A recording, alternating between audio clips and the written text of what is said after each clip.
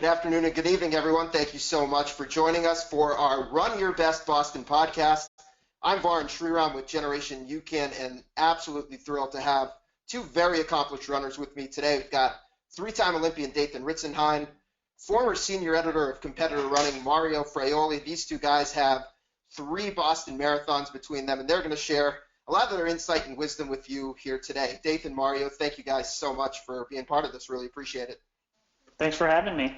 Yeah, thanks for having us. Guys, so, to start out with, let's talk a little bit about your background, specifically with the Boston Marathon and what Boston means to the running community. Dathan, start with you. A couple of years ago, you finished seventh at the Boston Marathon, finished as the top American, or did you finish sixth? Maybe I shortchanged you over there. I'll let you. You're right. You're right. It was seventh. So, Dathan, what was that experience running Boston like, and why is Boston something, even from the professional and elite side, something that's so revered among runners? Boston is Boston. That's just that's the only way you can describe it, really. And so I had started my marathoning career about 9 years before that, and there was a few times that I had planned to run Boston actually, and I had pulled out one year, and then of course this was 2015. I finally ran it, and that was the year after Med had won, and so I remember I was supposed to run it that year in 2014, and so I remember just sitting there on the bike working out, watching it, and just thinking I got to be there next year, And so it was just the most inspiring thing to watch him coming in that year after the bombings, and I just sat there watching did the whole workout on the bike, watching him this whole way, and so it was just it really inspired me to get out there for that next year, and I knew that I really wanted to be there, and so yeah, it's just such a special race, and my good friend Jason Hartman was fourth there in the two previous occasions in 2012 and 2013, and so for a few years I had been watching it, and of course as a runner I just knew, you know all about it, but it was like I gotta get there, I gotta do this, and it lived up to its all the hype for sure. I mean, it's such a special race, and so that's why everybody, elites and everybody else, that's the goal, is to get to Boston and do your best there. Mario, for you, growing up just a short distance from where the race takes place, what has Boston meant to you? And from your perspective, as a writer covering the sport, what does the Boston Marathon mean to the running community? Yeah, I mean, so I grew up about 40 minutes west of Boston, and from the time I was a young kid before I had any interest in running at all. I mean, you get Patriots Day off in Massachusetts. It's a holiday, and it's on every channel, 4, 5, 7, 10. And I would always watch it. And I remember watching like the Cosmas and Deddies of the world, and Moses Tanuis, and Catherine Ndreba, and all these big names from the time I was like a young kid. And there was just always this excitement around it, which I knew at some point I wanted to be involved with somehow, and then started running in high school and competitively through college. And after college, I had ran my first marathon in 2007, qualified for Boston, and knew that my second marathon was going to be Boston in 2008. So that was the first time I'd ever run it. But prior to that, 4 years prior, I was working for a local newspaper. I was covering the race. Ran it for the first time in 2008, 2010. I started working for a competitor magazine, started covering the race every year. So I've always been close to it and been involved with it on some level. Ran it again in 2015, running it for the third time this year. But it's just really special. Like in Boston, in the surrounding area, it's the marathon. It's not the Boston Marathon. It's the marathon. You say that, everyone knows what it is. And you tell someone that you're a runner, the first question they ask you is, have you run the marathon? If you say no, you might as well not even be a runner in their eyes. So it's, as a New Englander, as someone who grew up really close to the race and was really into it as a young kid, and certainly now as an adult and professionally and even athletically, it's really special, and I try not to take it for granted, and I feel fortunate that I can line up again this year. So guys, with that, we have a lot of people on this here today, or who are interested in this, that are running Boston and training for Boston this year, and a lot of people that are aspiring to get to Boston as well. So hopefully over the next 45 minutes or so, we can really provide a lot of valuable tips to all those folks, whether you're going to be in Boston like Mario, you're going to be this year running the race, or whether you're aspiring to be in Boston one day. And really today we want to cover three very specific elements of the Boston Marathon with both you and Dathan. It's training, of course, for the race, the element of fueling for the Boston Marathon, and then talk about some specific strategies on race day and race weekend. So let's dive right into the training element of it. By now, for folks who are running the Boston Marathon, we were talking a little bit offline before we got on the chat. This is really kind of the doldrums, right, Mario, for someone training for the race. This is when things get hard. You've been at it for a while. What at this period of training for those who are currently training for Boston, what can you expect to be feeling? What are you feeling right now, Mario? Yeah, it's funny. I'm definitely in the thick of it right now. We're a little over 4 weeks out from the race, so really it's polishing off those last few long runs. A lot of demanding marathon-specific workouts. Mileage is typically highest right about now, and for me and most people training for the race, you've been at it now at this point for anywhere from 8 to maybe 12 weeks or so. So that cumulative fatigue starts to add up, and you really just start feeling it. You feel strong, you feel fit, but you also feel tired.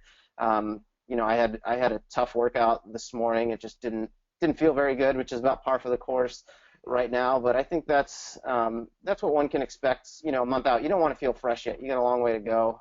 You've got to kind of put the finishing touches on your training before you start to scale things back a little bit.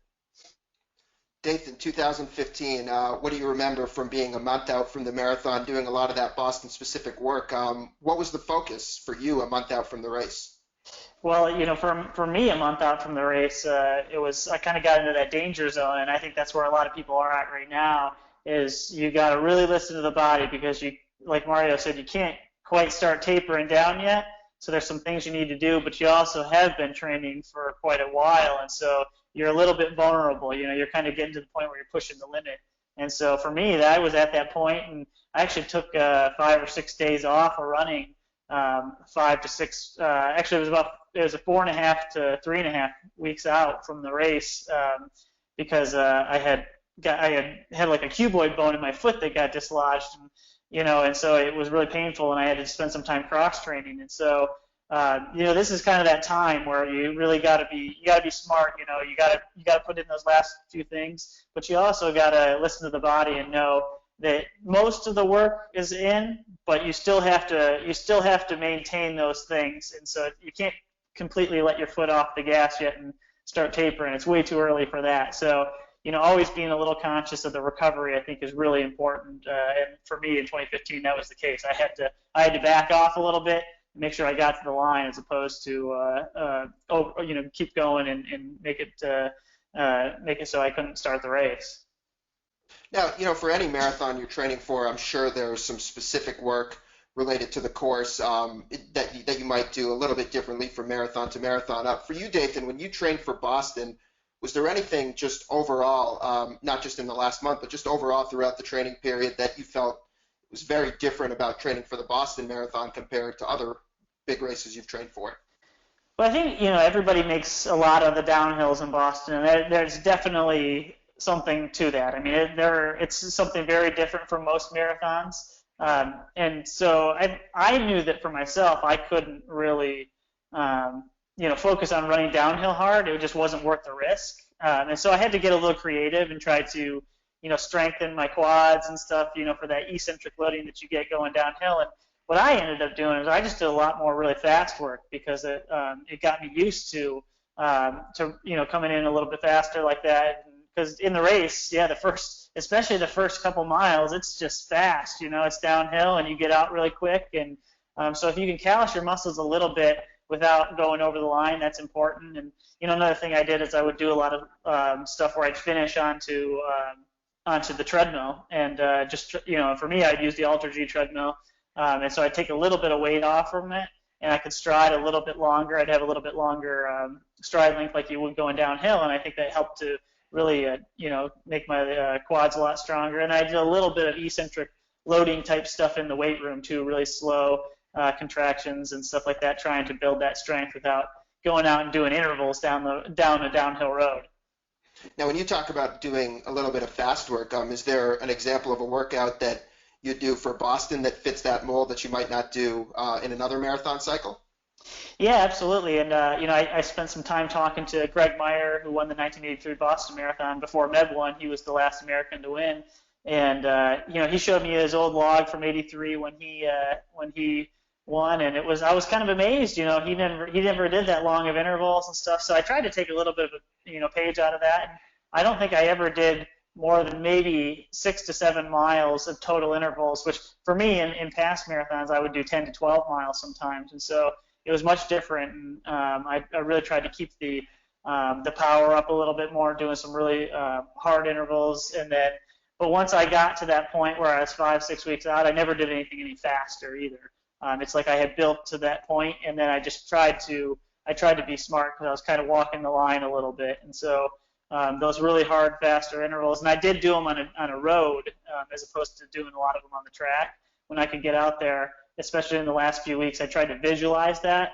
Whereas if you do them on the track, you're always turning, and there's something different about just cranking it for a mile repeat down a road and not seeing your finish basically in front of you. And so I had a nice straight line country road, and there's a point off there, a mile in the distance, and you go for it, and it's really hard to maintain a really hard pace when you're just looking down the line like that. Mario, we hear about it from the professional side. You coach a variety of athletes, all different experience ranges, people running their first Boston, people that have run Boston a few times. How do you approach the training for Boston specifically compared to other races? And anything that Dathan said as a pro runner, as an elite runner, that you were thinking, hey, that applies to the folks I coach as well? Yeah, almost all of it. My approach really isn't too much different. I think with Boston especially, it can be really easy to overemphasize the hills, both down and up, and it can be really easy to overdo it with the marathon specific stuff, the long pace runs and trying to vary your terrain, and that stuff takes a while to recover from, and you've got to build up to it. But I think, as Dathan said, if you can, especially earlier on in the training cycle, do some quicker stuff, really get your legs used to turning over that way, and have the control on race day to take advantage of that and stay really relaxed in that first 5K where it drops a lot. That's going to give you the legs to finish over the last 8K when you take that last hill over Boston College and start heading toward the finish. And I think that's where a lot of people get themselves in trouble. It's really easy to get carried away in that first, certainly that first 5K, that first half, and it comes back to bite you toward the ends. But I think in training, you can prepare for that just by doing the appropriate amount of speed work. And then, I like to have my athletes do some runs where, they finish, actually climbing a little bit, toward the end, and then finishing on a flat where, they've had to work their muscles just a little bit harder, and then they get back on a flatter road where they've got to turn it over just, a little bit quicker. And that's really, the last like 4 or 5 miles of Boston, it's not really that hard as far as the terrain goes, but you got to be able to keep your legs moving, so you've got to train that throughout the training cycle. So, you guys talked about certainly the physical elements of training and some of the specific workouts and techniques. What about the mental side of things? Mario, I'll start with you here. What can you really do to prepare somebody who, hasn't maybe run a marathon of that size, or just prepare them for what that emotional aspect of Boston, or kind of that rush, that adrenaline? How do you prepare athletes to deal with that, or can you? It's really hard. I mean, I tell people you have to experience Boston first. It's really hard to describe it. I mean, from the moment you get off the plane at Logan Airport, you can sort of just sense this energy in the air, and as you get closer to the city and toward Copley Square and the finish line, it's all around you, around the expo. You see all the runners around, and there's this like nervous excitement and this energy that could really consume you if you're not careful. So I think just being able to feed off of that energy, but also being able to know that you are racing on Monday. You've got to go relax, stay off your feet a bit, stay calm, do something mindless, read a book, watch a movie, whatever it may be, and not to spend your entire weekend at the expo and around everything that's going on, because that's really easy to do, especially if you haven't been there before. You want to see all that and you want to experience it, but you've got to really pick your spots. And if you really want to run well on Monday, just prioritize the race and make sure that you are getting enough rest and staying off your feet. Dathan, for you, I mean, before you'd run Boston, you'd competed at the Olympics, you'd run, on the biggest stages in track, Chicago Marathon. Was there anything when you finally got to Boston that even surprised you about, just how the whole experience was and that energy around the race that was tough to prepare for? Yeah, it definitely, like Mario said, it's all consuming. You get off that airplane, and it's really like the city is just alive with it. And so, there's other races like that, when you're downtown in Chicago and New York that has that feel. But yeah, in Boston, it's a very intimate feeling, I think, and the course is like that too. When you get out there, you go out to Hopkinton, and it's 26 miles out there, and it's this little town, and there's all these people crammed into this little spot. And as the race goes, you're out in a more rural setting, and you just slowly move your way into town, and it's like mission creep. And then, things just build the whole time. The closer you get, the bigger the crowds get, the more excitement it is, and you can just feel it, and you're kind of anticipating a whole lot. You're anticipating the start of the hills, then you're anticipating Heartbreak Hill, you're anticipating getting over the top, and you anticipate that sit-go sign, with a mile to go, and it just builds and builds and builds, and so emotionally it can take its toll too, because there's only so long you can have in you to continue to, to focus like that, and so really being conscious of that early on and saving as much emotional energy as you can, and really you have to visualize and prepare for that in advance, and so I think, having some things that soothe you, if it's like for myself, I like some kind of soothing mantra type, thing that I can repeat over and over again. And if you practice that during your workouts, then it does give you a sense of comfort when you're out on the course. It's something very familiar that you can kind of not necessarily distract yourself, but keep yourself focused, at that low level so that you can maintain that kind of emotional strength all the way to the finish. So, guys, a lot of great tips for both of you guys and strategies on the training side of things. Let's move a little bit now to fueling, which is obviously a huge component of running the marathon and running distance. And just one thing to add to all the folks that are joining alongside part of the live audience here today, we are going to leave about 10 minutes for questions at the end. So if you guys do have any questions for Dathan and Mario, please do feel free to send them in the chat, and we'll make sure to pose them to these two guys towards the end. So let's talk about fueling. Mario, with you, fueling certainly is one of the biggest challenges that athletes face when it comes to the marathon. What are some of the most common fueling challenges you see that athletes face, and what are some of the challenges you yourself have faced in training when it comes to fueling for the marathon? Yeah, what's always been interesting to me from a coaching standpoint is, athletes who just don't have a fueling plan going into race day. They don't know what's out on the course, when it's going to be available, how that's different from what they've been doing in training, and how they're going to account for that. So I think it's important to, throughout the training cycle, certainly here in this last month, is to really get that dialed in, know what your race day plan is going to be, practice that during your longest runs and your toughest workouts so that it's second nature during the race itself. So I think just feeling really confident about your fueling plan and that you're not second guessing yourself when you get to race day. I know for me, I don't carry a bottle or anything like that. I only drink water when I'm out on the course. Before the race, like I do use UCAN as kind of my pre-run, pre-race fueling, and along with a bar and like a banana. And I know that works for me. My stomach can handle it. And then during the race, like I do carry some other nutrition with me, and I make sure that I'm taking it. I try to take it every 20 to 30 minutes, and I try to stay really consistent with that and make sure that I don't, it gives me something else to focus on early on, so I'm not wasting too much mental energy worrying about what's ahead, but making sure that I'm staying on top of my fueling at regular intervals, just like I practiced during my longest runs, and that I'm just executing well on that. And I know if I do that, from an energy standpoint, I'm probably going to be pretty good throughout the race and don't have to worry about hitting an energy wall later on. But I think it can be really easy to overcomplicate it. There's no perfect fueling strategy.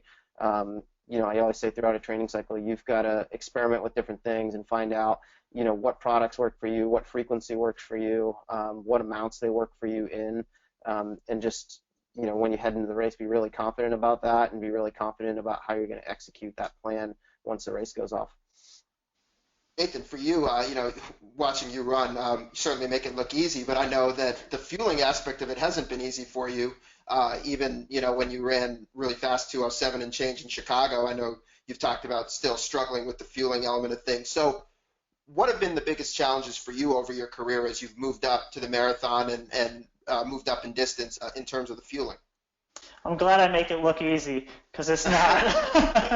But I think some of it is when from an elite standpoint, it's very hard to take in fuel at 4:50 to 5 minutes a mile, and so that's something that you have to practice. And so, but I think it's the same for anybody. I mean, your stomach can be changed. It can adapt. It can you can work on making it more efficient and better. And for myself, I had to spend quite a bit of time doing that. I had a lot of tradition. I went through everything, every kind of products possible, and it really wasn't until it was actually the fall of 2014 when I started using UCAN, and I used it a lot through my training to try to adapt a little bit, because I had done some physiological testing, some fat max testing, and I was a really high carbohydrate burner. I wasn't very efficient at metabolizing fatty acids, and so I tried to spend a lot of time in my normal daily diet and in my training, in my longer sessions, really devoting time to trying to become more efficient at that. And so for me, I would do all my long runs before I would just take before the time I would always just take a lot of different gels and things like that. And so I really tried to completely move away from that over that time. And now on my long stuff, I really don't do that at all anymore. I'll take UCAN and water, and that's about it. And so during some really high intensity stuff, I'll take some other things. But it's really important for me in my daily training and in those long hard sessions to try to keep my blood sugar levels stable, and so that's the biggest change that I made really back then. And if I could add one more thing, like just especially for Dathan's finishing just over 2 hours, faster sub-elites are like 2.5, and most marathoners, even at Boston, they're closer to that 3-hour range and over 3 hours. So really having a good understanding going into the race, like what your stomach can handle after that amount of running, and just kind of how things change. Your ability to take fuel in the first 5 miles is going to differ in the last 5 miles, just based on the effort that you're putting out and everything else that's going on from throughout that time. So I think that's why it's also important just during training to really recognize, like, when you're past 2 hours, like how easily can you take fuel in. How well does it sit in your stomach? Do you have to change? I mean, I know for a lot of people, myself included, I can try to front load a little bit during a race, and I can take a little bit more, because I know once I get past about 20 miles or so, it just gets harder and harder to keep stuff down, just because I'm working so hard.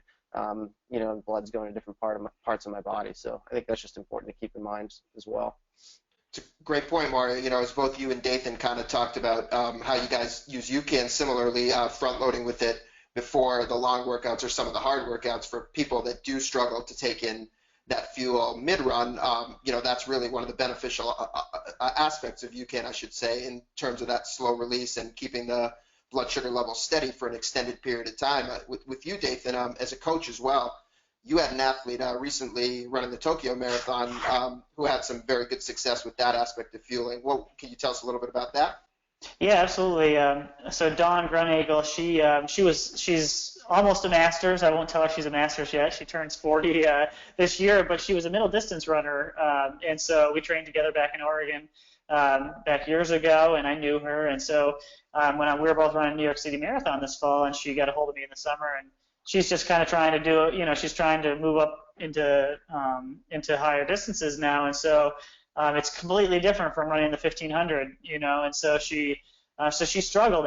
She had run 3 marathons. She qualified for the Olympic trials, but she couldn't keep anything down, and it was just something that she would have like an instant gag reflex running at that fast of a level, and so she couldn't keep any fluids down.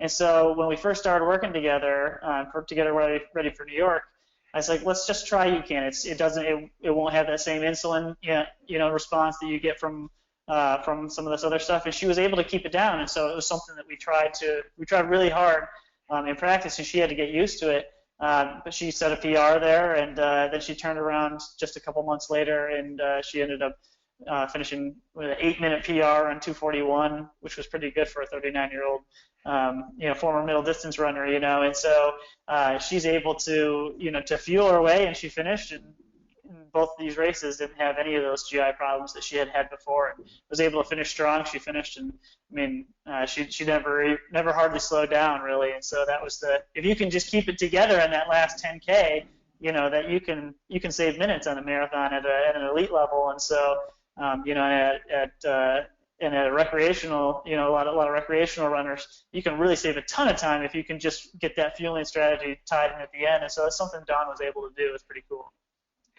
And for both you guys, Mario and Dathan, both you guys certainly are emphasizing practicing your fueling strategy, which, you would think goes without saying, but certainly it is something often that runners might leave to the last minute. In terms of practicing from a fueling standpoint, exactly what you're going to do on race day, all the way from what you're going to eat for your race morning breakfast. Mario, we start with you.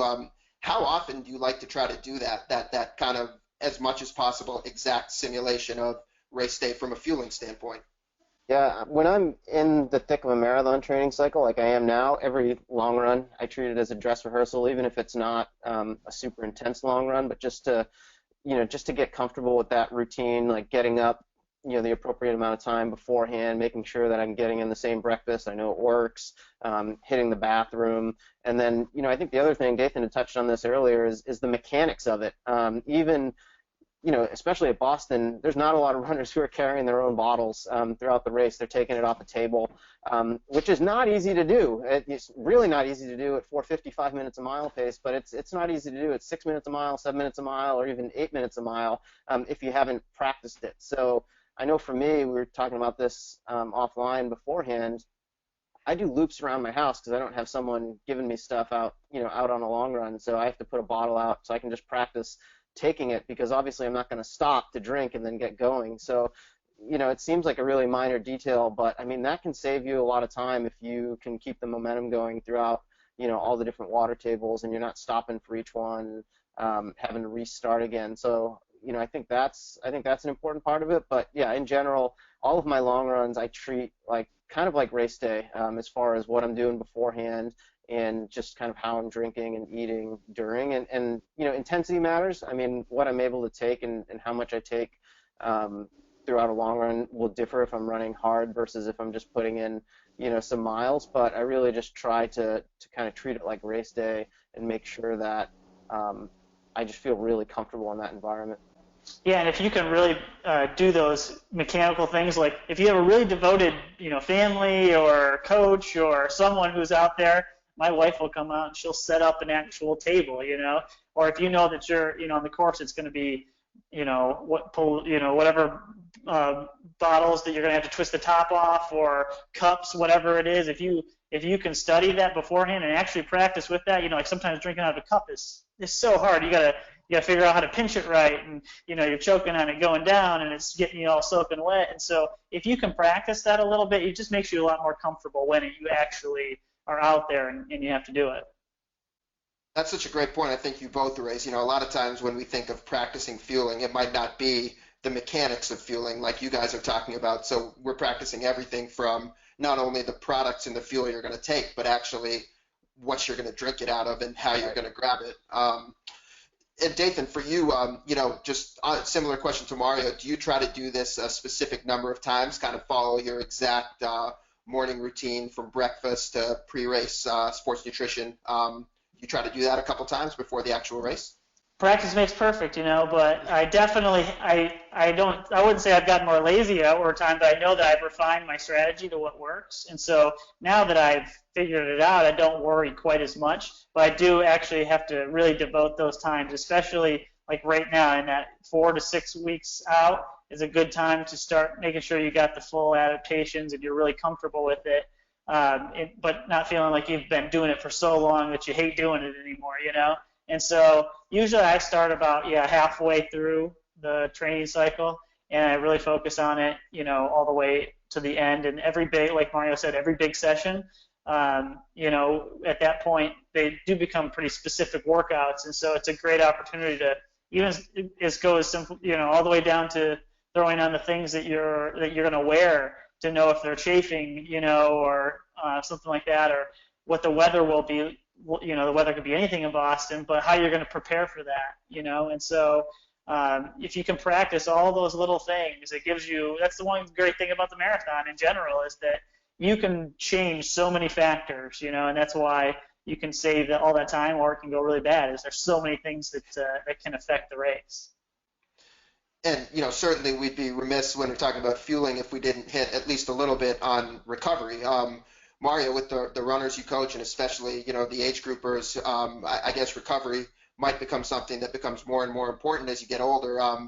What do you talk about when it comes to the fueling element of recovery? What do you emphasize, and what do you suggest runners try to do in that post-workout window?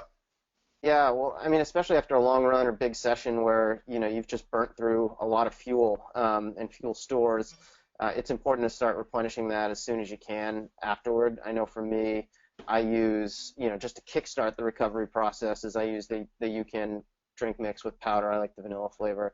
I'll get that down usually within like 20 minutes, and I'll try to have a pretty full meal, usually within an hour. My stomach's pretty good, so I can do that. I know for some people it just takes longer, but the sooner that you can get something in and just start replacing those calories, start restocking those glycogen stores, the better off you're going to be in the following days. So I think it's really important certainly after those bigger workouts.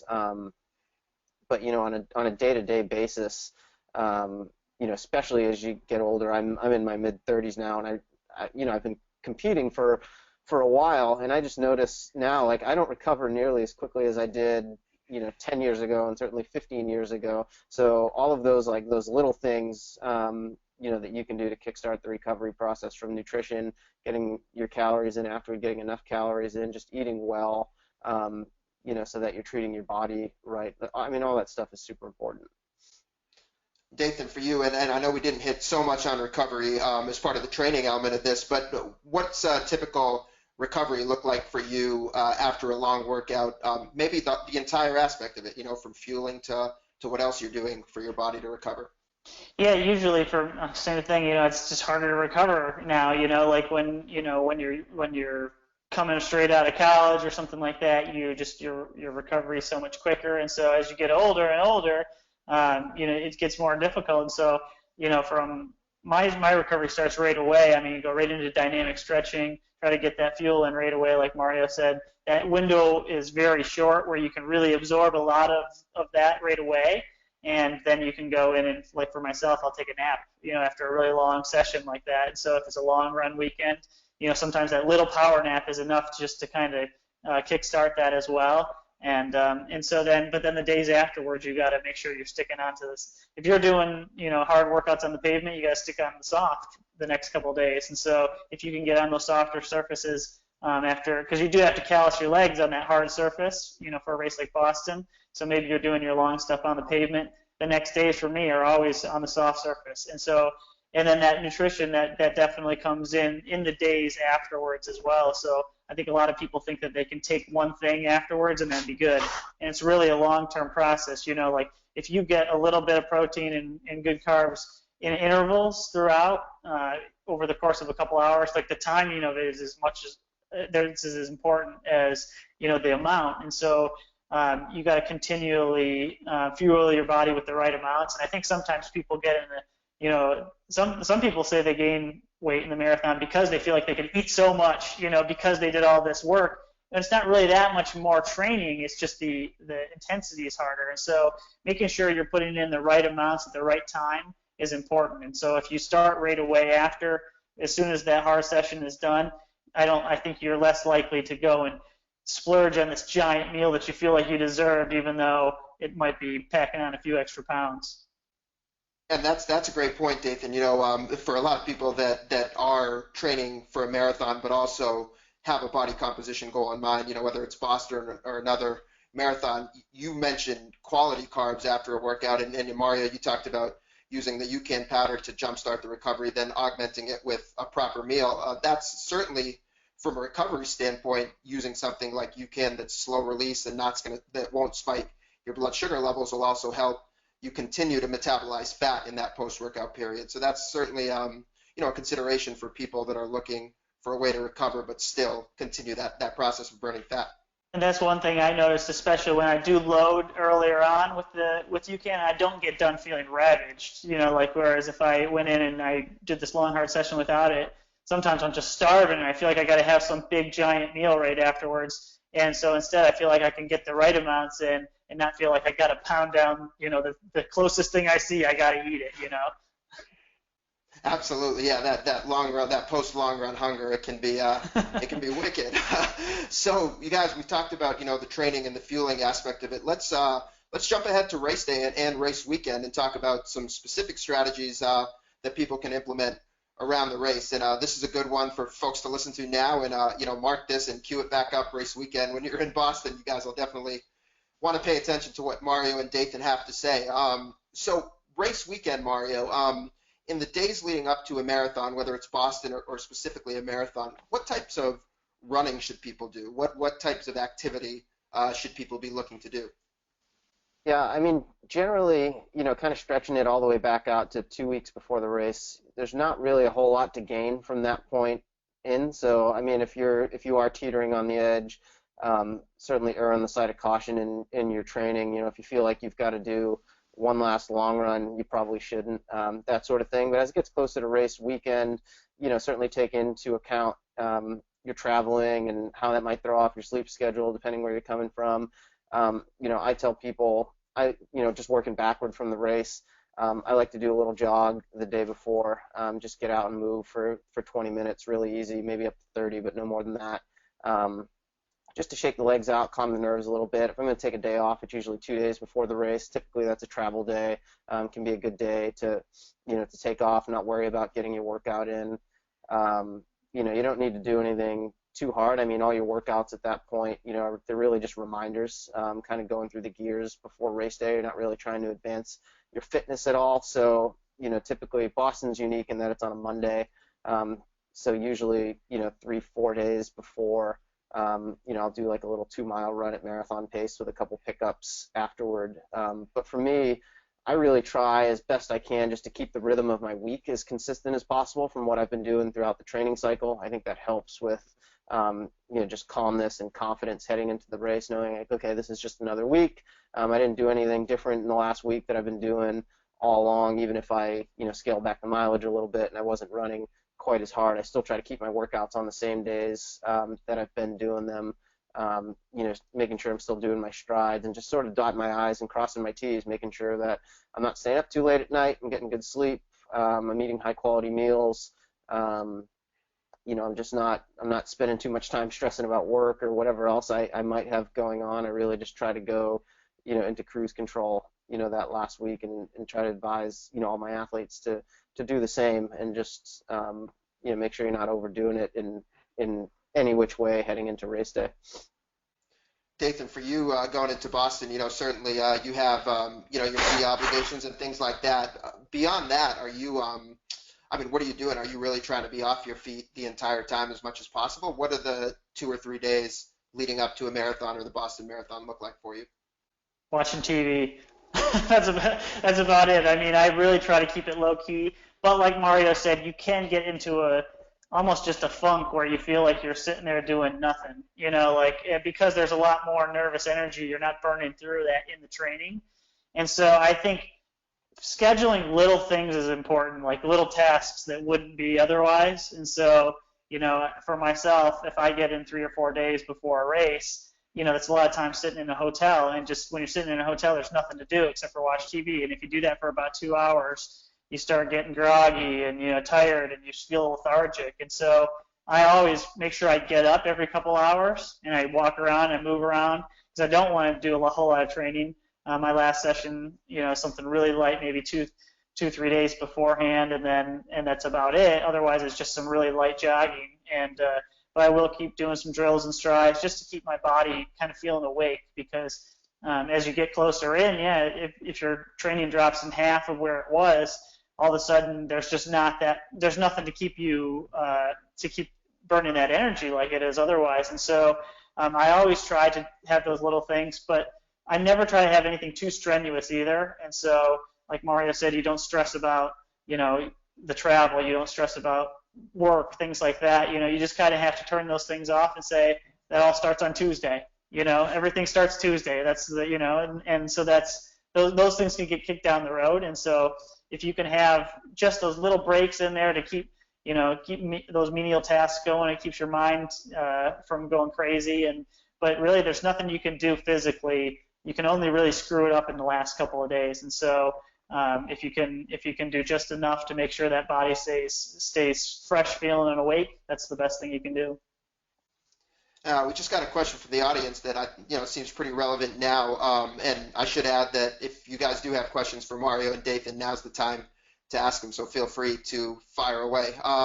So this question is kind of in terms of nutrition in the week leading up to the race and then race weekend as well. Do you guys, subscribe to this idea of carbohydrate loading in the week leading up to a marathon or in the few days before a marathon? And just overall, would you say your diet drastically differs in the week leading up to a marathon versus kind of what it is throughout the entire training cycle? Mario, we'll start with you.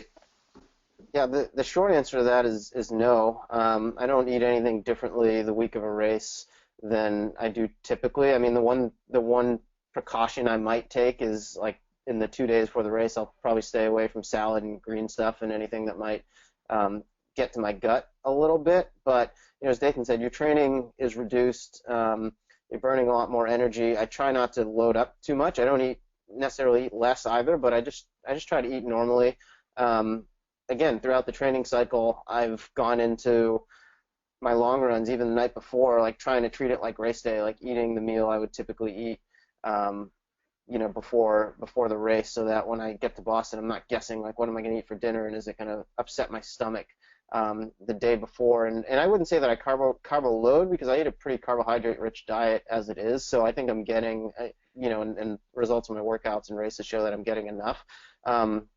But I would say if you don't do that typically, or if you haven't practiced it throughout your training cycle, race weekend's not the time to start just like throwing down an extra half pound of pasta or eating half a loaf of bread before the race, or if you're not doing that normally. I think that'll probably cause more harm than do good.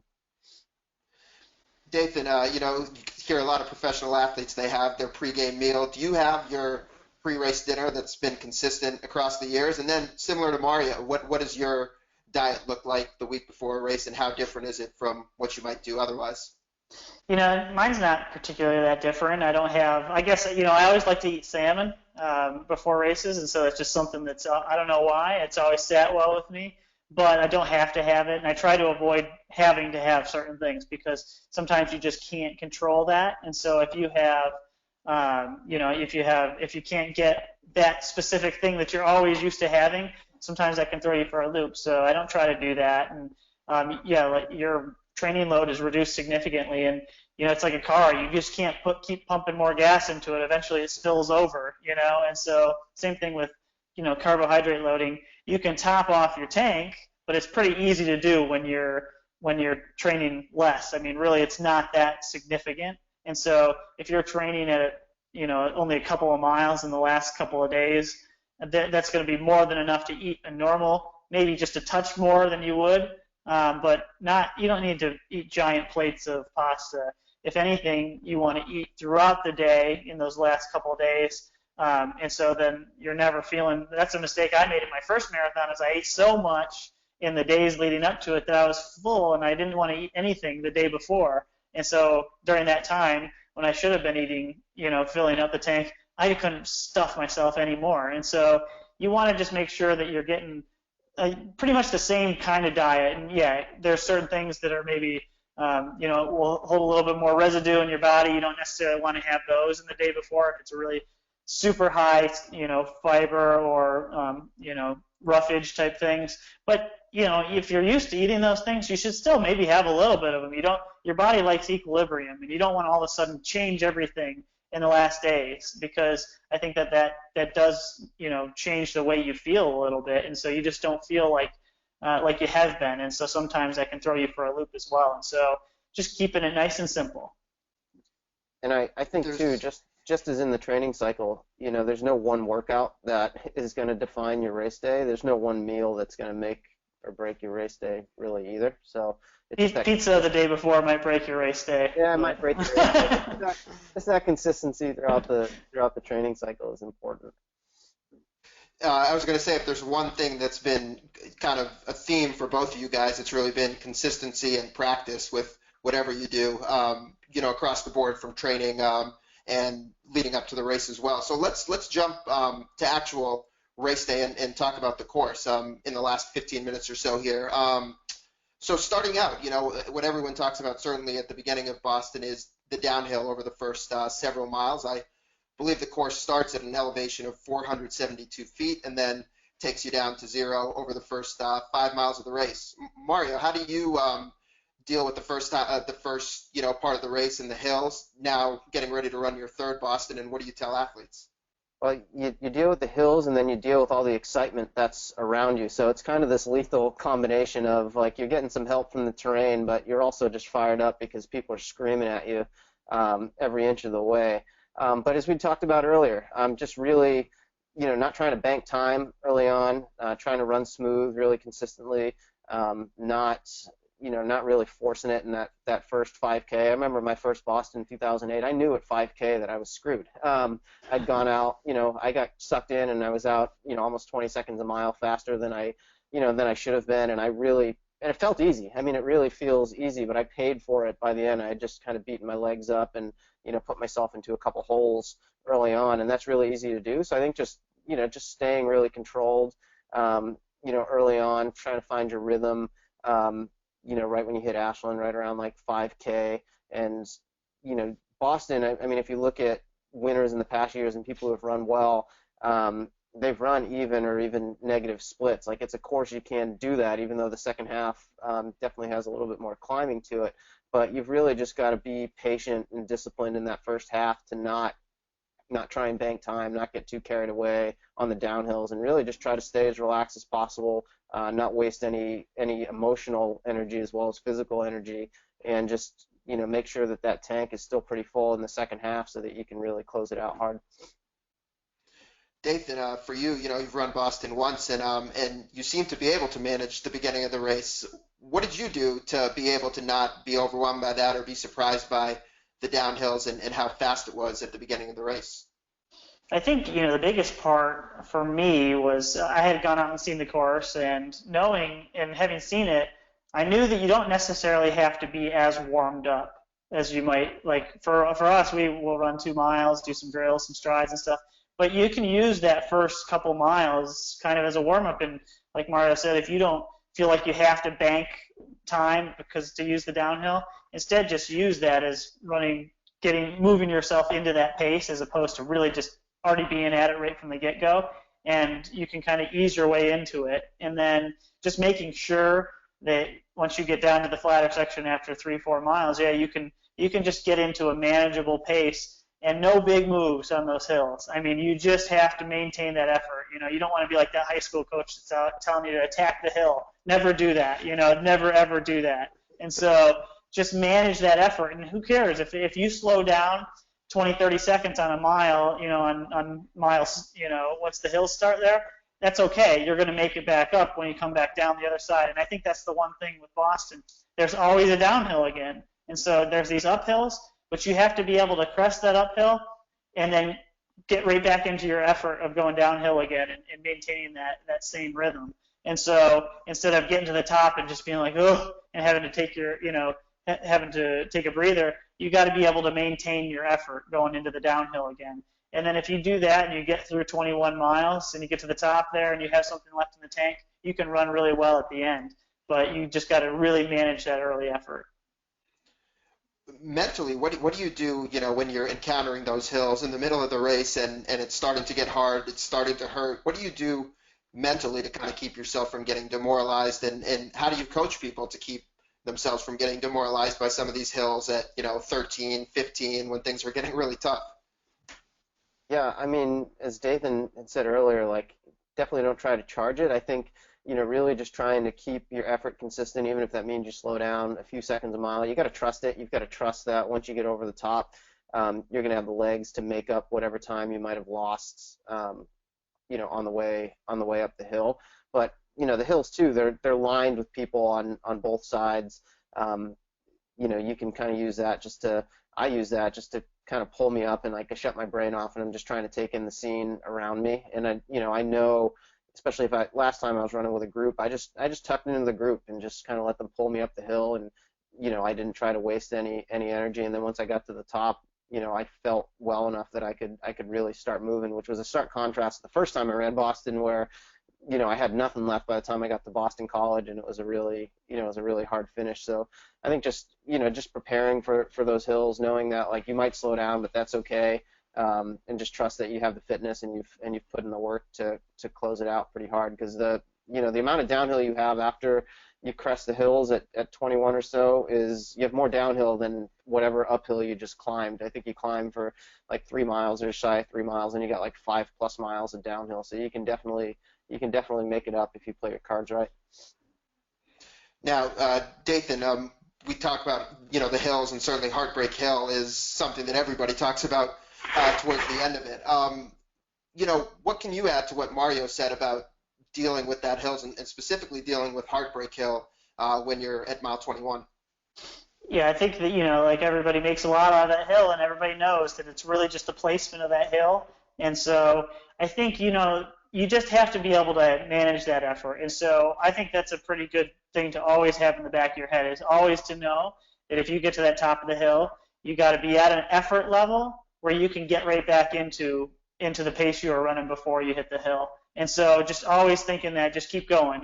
So you want it to be like this. You want to be going up and over. You don't want to get going and then just get to the top and just be like, have nothing left and have to recover. So know that when you're going up, Heartbreak Hill there, know that I got to have something left when I get to the top. So that way you're gonna let off the gas enough that you don't really shoot your heart rate all the way up and burn up all the rest of the fuel that you have left in the tank either. And so really being able to you don't necessarily want to let off the gas. You just want to be able to keep that effort the same. And so if you can do that, yeah, it's okay to lose a few seconds. You're going to make it back up once, like you said, you got 5 miles of downhill again. So you're going to be able to eat back into that time as long as you don't overdo it. So guys, we've covered a lot. You've taken us through the course, taken us through the training and the fueling. Let's, with the couple minutes we have left, let's do some rapid fire questions from the audience and see what we can do here. So kind of on this topic, we've talked about the course and some of the difficult aspects of the course. Just generally speaking, Corey wants to know, how would you compare the Boston course to other marathons? And maybe we talk about other major marathons, the New York, Chicago's, Tokyo, London. Would you say it's harder? Is it just different? How do you compare Boston relative to other major big marathons? I'll let Dathan start with this one. He's probably run more of the majors than I have. I've only, out of the true majors, I've only run Boston. But I mean, I'll just say it is a very unique course. It's point to point. We've talked about kind of the ups and downs of it all, and it's just really unique in that regard, and how you manage your energy throughout. But I think Dathan has a little bit more insight as to how it compares to others.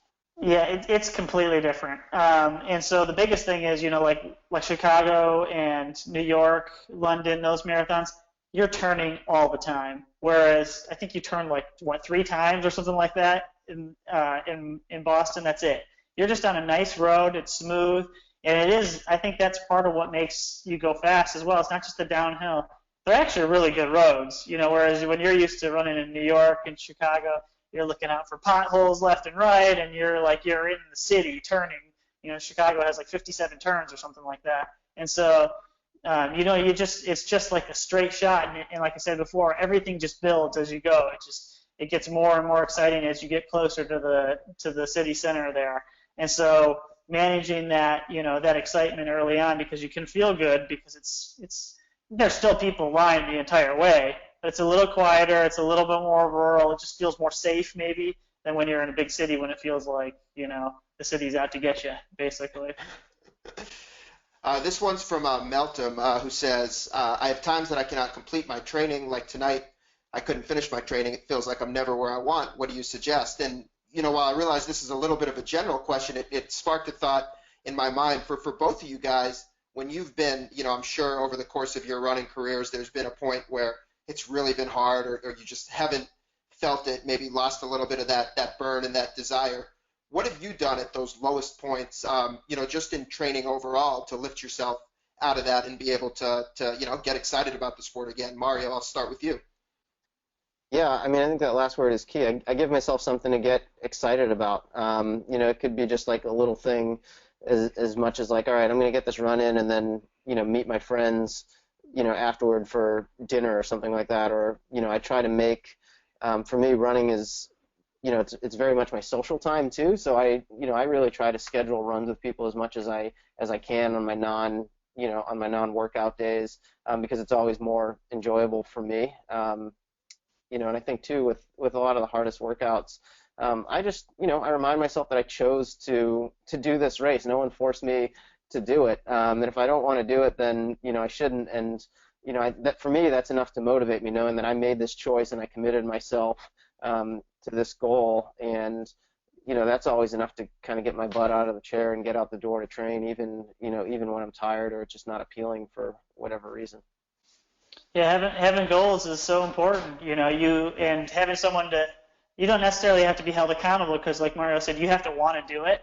But having people help you get there. No one is an island, and so get a coach, get some training partners, set a plan, and I think that helps. Sometimes people fly by the seat of their pants a little bit too much, and you have to set down a schedule just like you would anything else. And if that means I know that I'm going to spend from 8 to 8:30 at night rolling or something after my session, know that that's your time to roll, and treat it like that, and you don't skimp on that. So if you schedule that, I need to do these things, then that's your plan to get there. And it's a lot easier to just not do those things if you just say, well, I'll just do some rolling after I'm done.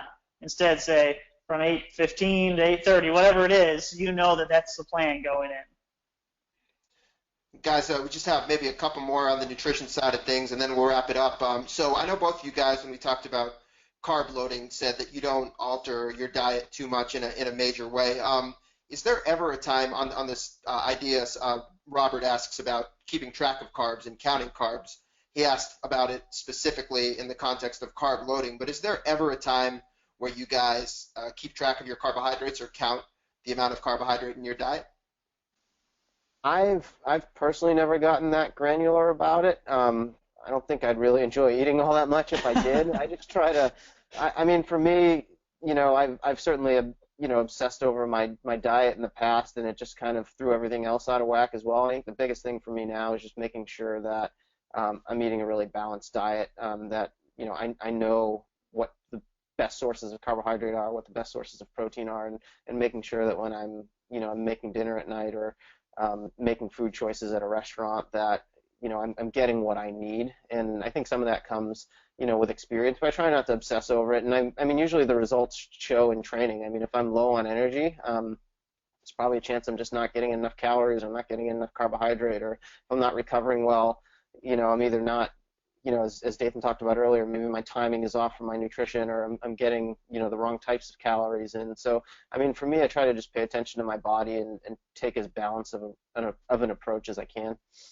And generally, if you're eating a balanced, healthy diet, it's okay. You're not going to feel like you're depriving yourself completely either from things. If you want to have a beer, that's okay to have a beer a couple days a week, or it's okay to have, some kind of snack, that you should never feel like you're completely depriving yourself away of those things, because then you're less likely to feel like you're going to crave them either. And so if you have a general balanced, healthy diet, yeah, you can avoid a lot of those pitfalls of feeling like, man, I got to get in this amount of calories and this amount of carbohydrates, and so that will take care of itself. And it's a lifestyle. You got to learn to have a healthy lifestyle. It's not just a diet. Diets don't work. Lifestyles work. Dathan, maybe last one for you on the nutrition side of things. Brian asks, what kind of foods do you have in conjunction with UCAN on race day as a pre-race meal? Mario, I know you talked about, combining it with a banana and a bar. How about for you, Dathan? What's worked for you as a pre-race breakfast in conjunction with your UCAN plan? I really like in the morning to have, I call it morning rice. It's something my mom used to make for us when I was a kid. You take white rice, put like a little splash of milk and a little bit of cinnamon sugar in it, just a little bit to give it a little flavor. And so I have that, and then I have that's usually my meal 3 to 4 hours out, and then I'll have I'm kind of sick. I take like four packets of the plain UCAN and just slug them all down in 10 ounces. It's like sludge almost, but I'll take that, towards as I get closer, and I don't even take the kind with the flavor. I'm just like I'm the guy that runs on the treadmill with no TV on or anything. So I figure I don't need the flavors or anything either. But that's kind of, it's something that's worked for me in the past, and I know I can always, if I'm going to a big city marathon, I can always find a Panda Express to get white rice, or something like that, and stick it in the refrigerator. So if we said Dathan makes running look easy, he also makes drinking UCAN look easy because he drinks 4 packets of the plane. That's impressive. Well, Dathan, Mario, on that note, really, really a pleasure to have both of you guys join us today. A lot of tremendous insight, and really enjoyed spending the hour with you. Mario, I'll start with you. Any final thoughts for folks who are listening to this, who are getting ready for the big race in a month? Yeah, I mean, I think the biggest thing is at this point, try to stay the course as much as possible. Don't really feel like you need to overhaul anything. As we talked about throughout this webinar, consistency is the biggest key. I think you've got to trust your preparation. You got to remind yourself of that race weekend, race day. Just trust the work that you've put in, over the last 3 or 4 months to get ready for this day, and then enjoy it. We've talked about, just how special Boston is, and especially for those of us kind of in the back, qualifying is this badge of honor. There's not a lot of people who can do that in the marathoning world. So just to remind yourself, you've earned the right to be there. That it is, the oldest, one of the oldest, most prestigious races in the entire world, and that it really does have this energy that is unique. Unique to the event, unique to the course, and I always try to remind myself when I'm out there to soak that in. And Mario, for people who want to follow more of what you're doing, your newsletter, you really offer a lot of great coverage on the sport of running and everything around it. What's the best way for people to follow you and be in tune with what you're doing? Yeah, I think the easiest place to find me is on Twitter, just my name, Mario Fraioli, Mariofraioli, and then I do have a weekly newsletter that I publish called The Morning Shakeout. It's themorningshakeout.com. I put it out every Tuesday morning. It lands in your inbox. It comes by email, and I write about all kinds of stuff, mostly running-related topics, but then whatever else catches my interest that week. So I think someone called it unpredictably interesting, and I really liked that. I thought that was a compliment. So that's what you can expect out of me on a weekly basis.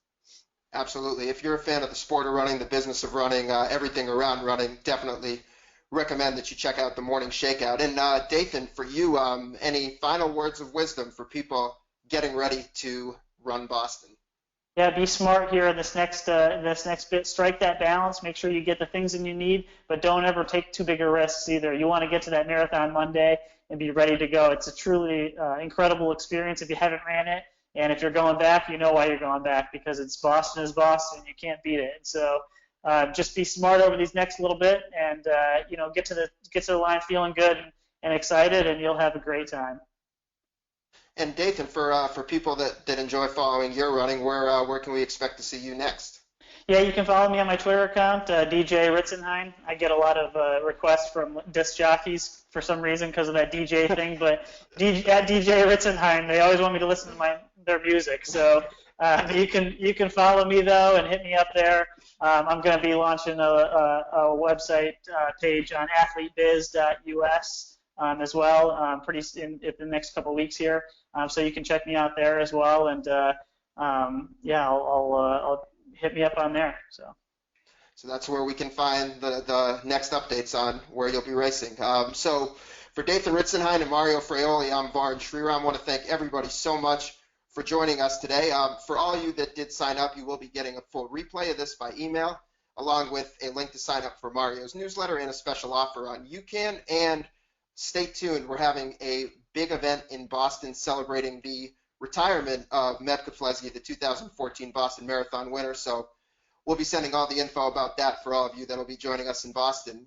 Dathan, Mario, really appreciate your time. Thanks for making this happen.